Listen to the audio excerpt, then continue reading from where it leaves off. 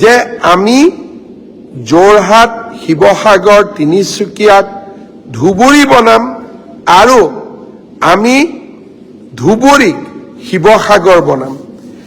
ধুবুৰীক শিৱসাগৰ বনালে মোৰ আপত্তি কৰিবলগীয়া একো নাই, কিন্তু ধুবুৰীক কোনোবাই শিৱসাগৰ বনাব পাৰিব নেকি?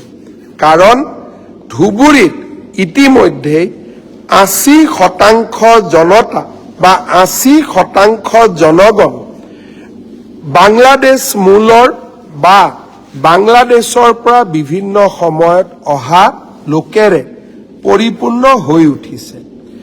তাত এতিয়া অসমীয়া সংস্কৃতিও ম্লান হৈছে আৰু অসমীয়া সংস্কৃতিৰ গৌৰৱ গাথা ইতিমধ্যে ধুবুৰী জিলাত সামৰণি পৰিছে।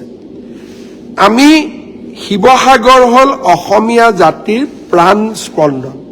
শিৱসাগৰৰ পৰাই অৰুণোদয় আৰম্ভ হৈছিল। অসমীয়া ভাষাৰ নৱজাগৰণ শিৱসাগৰ জিলাৰ পৰাই আৰম্ভণি হৈছিল।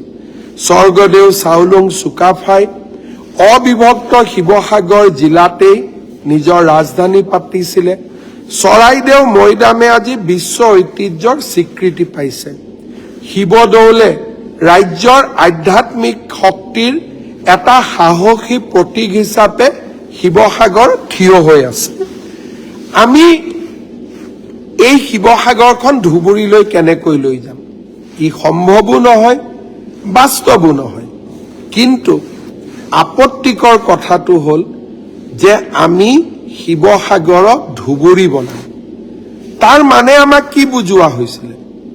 যে শিৱসাগৰৰ দৰে ধুবুৰীতো বাংলাদেশ মূলৰ মানুহ আহিব আৰু আজি ধুবুৰীৰ যি অৱস্থা, সেই অৱস্থা শিৱসাগৰৰ হ'ব।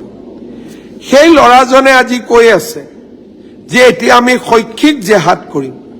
শিৱসাগৰৰ ডিচি, যোৰহাটৰ ডিচি, গুৱাহাটীৰ ডিচি বাংলাদেশ মূলৰ হ'ব। এনেধৰণৰ ব্যক্তিয়ে যেতিয়া কংগ্ৰেছত যোগদান কৰে আৰু এনেকুৱা ধৰণৰ কথা কয়, যোৰহাটৰ সাংসদ গৌৰৱ গগৈ সেইদিনাখন তেওঁৰ লগত একেলগে বহি আছে। তেওঁ যেতিয়া এই আপত্তিকৰ কথাবোৰ ক'ব আৰম্ভ কৰিছিল, গৌৰৱ গগৈ ডাঙৰীয়াই থিয় হৈ ল'ৰাজনক ক'ব লাগিছিলে যে কংগ্ৰেছৰ মঞ্চত এনেকুৱা কথা ক'ব নাপায় বা এনেকুৱা কথা ক'ব নোৱাৰি, আপুনি এনেকুৱা কথা নক'ব।